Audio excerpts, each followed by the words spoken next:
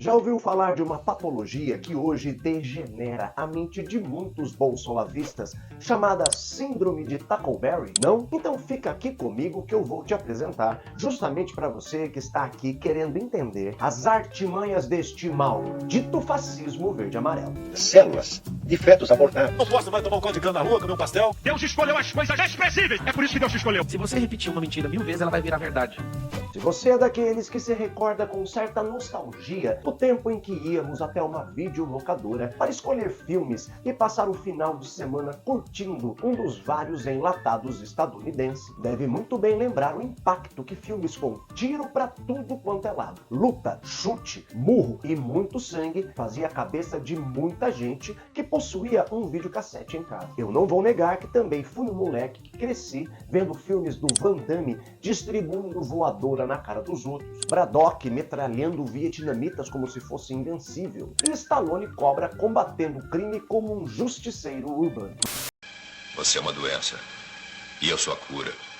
Mas se eu consumi bastante filme com essa temática, também curtia demais as comédias que ridicularizavam essa coisa militarizada e policialesca. De Corra que a Polícia Vem Aí, passando por Top Gang e Loucademia de Polícia, assisti a todos várias vezes. Confesso que com o tempo passei a preferir o humor à violência como entretenimento. E conforme fui amadurecendo, aos poucos deixei em definitivo essa predileção por ver marmanjos resolvendo problemas na porradaria para procurar histórias que me faziam simplesmente rir. Desses filmes, queria me ater agora no último que comentei, a franquia Loucademia de Polícia. Nos vários filmes lançados sobre esses policiais nada convencionais, vários estereótipos de tipos de tiras eram apresentados, desde o mulherengo, o espertalhão, o puxa-saco, o viajado nas ideias e por aí vai. Mas o policial que eu gostaria que você recordasse se chama Eugene Tackleberry. Lembra dele? Caso não se recorde, esse era aquele policial virgão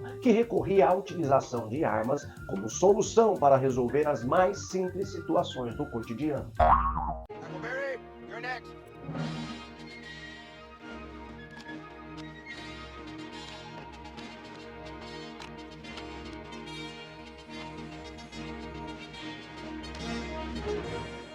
Come with me.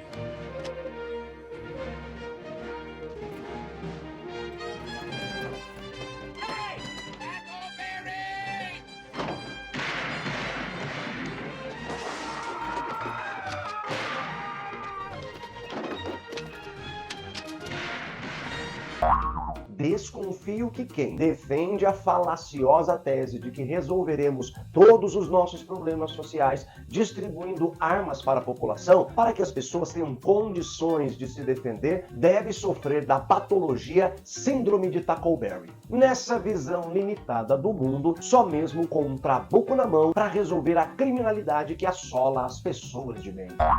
Todas as ditaduras começaram com uma campanha de desarmamento do seu povo. E vocês sabem que a arma de fogo é uma garantia para a sobrevivência das suas famílias e uma questão de segurança nacional.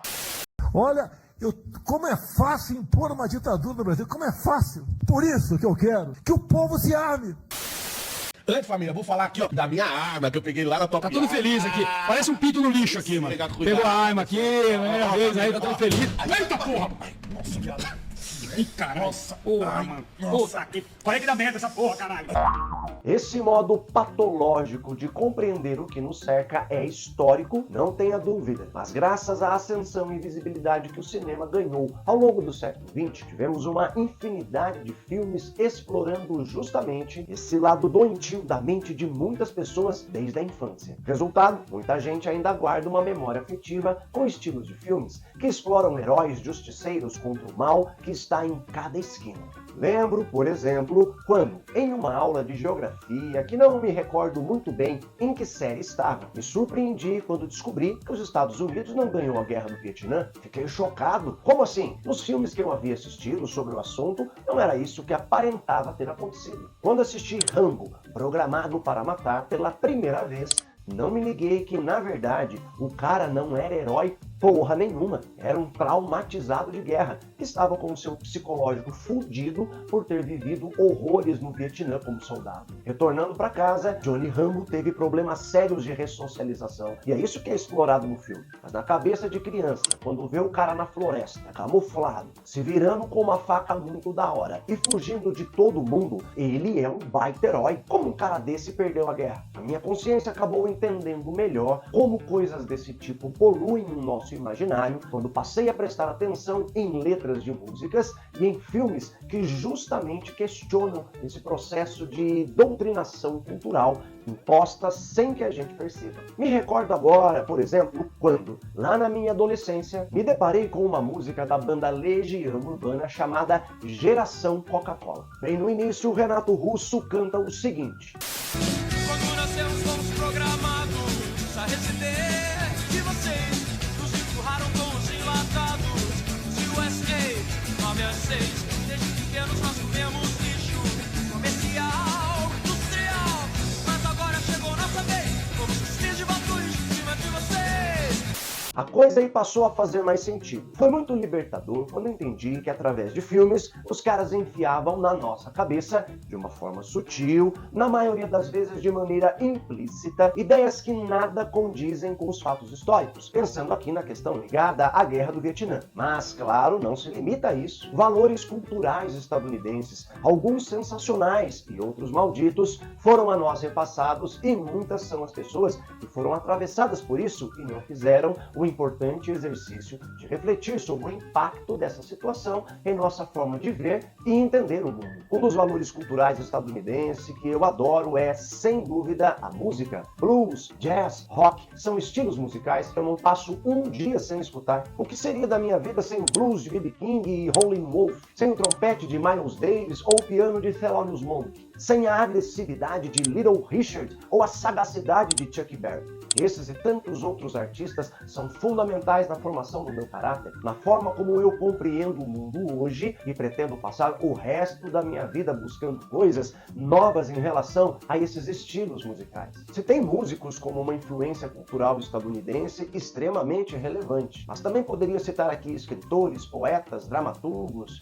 pintores e tantas outras pessoas sensacionais que se tornaram imortais com as obras fantásticas que realizaram. Mas também tem um lado sombrio dessa parada, e vou aqui me ater apenas a essa influência cinematográfica que, por anos, construiu narrativas desgraçadas e que continua fazendo a cabeça de um monte de desavisados por aí. Quem já teve a oportunidade de assistir a um estilo de filme que ficou conhecido como o faroeste, deve se recordar da existência de uma narrativa presente em alguns deles que reforçava uma visão estereotipada dos povos indígenas. Normalmente, os índios eram retratados como selvagens, aqueles que estavam atravancando o desenvolvimento capitalista em franca ascensão nos Estados Unidos do século XIX. Hoje sabemos muito bem que essa é uma visão histórica deturpada e tendenciosa e que foi muito utilizada durante o período de colonização do oeste dos Estados Unidos pela cavalaria estadunidense. Fato esse que causou um verdadeiro extermínio de diversas nações indígenas, como fez questão de lembrar o nosso ex-presidente há um tempo atrás. Até vale uma observação aqui. Realmente a cavalaria brasileira foi muito incompetente. Competente sim, foi a cavalaria norte-americana que dizimou os seus índios no passado. E hoje em dia ele não tem esse problema lá. Com o tempo, essa roupagem cinematográfica de uma visão heróica de mocinhos versus índio se estendeu para um outro estilo de filme, principalmente a partir dos anos de 1970, 1980. Alguns atores, como é o caso de Clint Eastwood e Charles Bronson, que se consagraram fazendo papéis em clássicos do faroeste, deixaram os Estados Unidos do Velho Oeste de lado e passaram a interpretar justiceiros que se sentiam acima da lei na luta contra o crime promovido por criminosos nas ruas de grandes cidades. Mais uma vez, temos a ideia do mocinho contra algo que representa o mal. Esse mal, que antes era o índio, agora é o traficante ou o viciado nas esquinas. Nessa onda, claro que outros atores se especializaram nesse tipo de filme, e os nomes são bem sugestivos. Desejo de matar, Duro de matar, Difícil de matar, Comando para matar, Normalmente envolve ou um policial ou uma pessoa comum que é atacada, seus bens são surrupiados, tem a sua família morta, sequestrada ou coisa do tipo por criminosos, traficantes, policiais e políticos corruptos. E como a nossa sociedade é um antro de degeneração, a única solução é a vingança. As tramas não fogem muito disso que descrevi aqui. Com o sucesso desse tipo de franquia, a imaginação de quem produz filmes foi muito explorada. Daí a presença de personagens justiceiros em vários filmes querendo vingança contra o mal. A mais cuspida e escarrada forma dicotômica de enxergar o mundo. Um agente do bem que, mesmo estando acima e burlando os trâmites das leis, comete crimes e mais crimes para combater o crime. São agentes de maldade para combater a maldade. Que diferença faz de que lado você está, se do bem ou do mal, se seus atos são malditos e criminosos, às vezes até em uma proporção maior em relação ao crime cometido? No Brasil, isso já na primeira década dos anos 2000, com o famoso 2 filmes que apresentam um personagem típico desses tipos de filmes que comentei aqui. Tropa de Elite 1 e 2, Ao Sul para o Sucesso, Capitão Nascimento, liderança do BOP, batalhão de operações policiais que, entrando em favelas e quebradas da vida, não mede esforços para combater o mal. Asfixiamento por sacola plástica, tapa na cara, ameaça de enfiar um cabo de vassoura no cu de um aviãozinho do morro são alguns exemplos dos métodos empreendidos por Nascimento e o seu batalhão. Eu não sou um policial convencional. Eu sou do BOP, da tropa de elite da Polícia Militar. O nosso símbolo mostra o que acontece quando a gente entra no favela.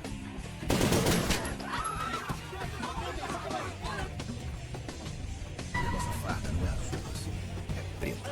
Vai subir ninguém! Vai subir ninguém! Todo mundo aí quietinho aí! Vai subir ninguém! O BOP foi criado para intervir quando a polícia convencional não consegue dar jeito.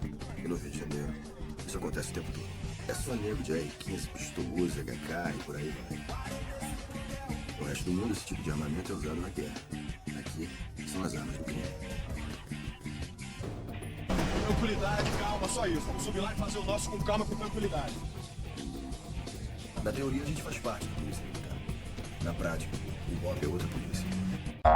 Na época, uma dessas revistas semanais que circulam no Brasil ostentou em uma de suas capas a seguinte visão sobre as atitudes empreendidas pelo Capitão Justiceiro. Ele é incorruptível, implacável com bandidos e espanca políticos degenerados. O primeiro super-herói brasileiro. Só que esse doidão caveira não é herói porra nenhuma, mas sim um anti-herói. Mas várias foram as pessoas que passaram a admirar o comportamento fascista desse policial. E não foram poucas as vezes em que vi gente elogiando, tal como a revista faz, a violência empreendida por ele. Mas aí é que entra a sagacidade do diretor José Padilha. O cara sabe muito bem que essa visão torta de justiça pregada na revista é muito forte na cabeça do senso comum. Então, que tal colocar esse povo para pensar um pouquinho? Foi o que ele acabou fazendo. Por isso, se você foi uma dessas pessoas que vibrou ao ver o Capitão Nascimento esculachando o maconheiro, que defendeu a tese simplória de que quem fuma maconha ou usa qualquer tipo de droga financia o tráfico de entorpecentes, você vê o mundo tendo como referência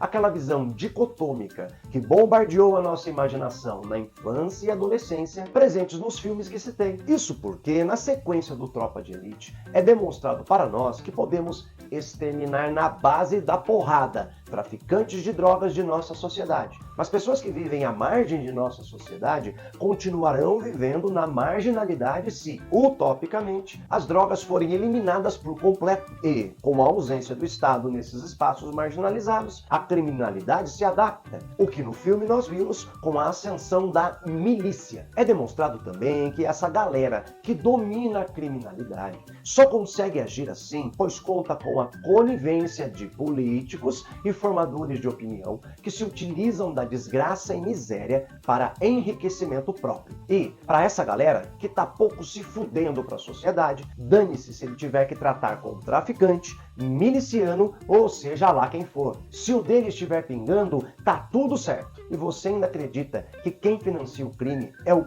consumidor de drogas? Finalizando, o bolsonarismo explorou muito bem o medo e o ódio na cabeça de gente que acredita piamente ser um Rambo, um Charles Bronson da vida e que, com um fuzil na mão, estará salvo dos perigos iminentes que existem por aí. E nessa, pessoas comuns, doentes pela síndrome de Tackleberry, Eugênio se armaram como nunca no Brasil. Estão agora com um arsenal dentro da própria casa. Onde isso vai parar, sabe-se lá Deus. Mas se esse maldito fascismo verde-amarelo continuar firmão por aí, ainda teremos que conviver com muitos dublês de Eugênio Tacalberto.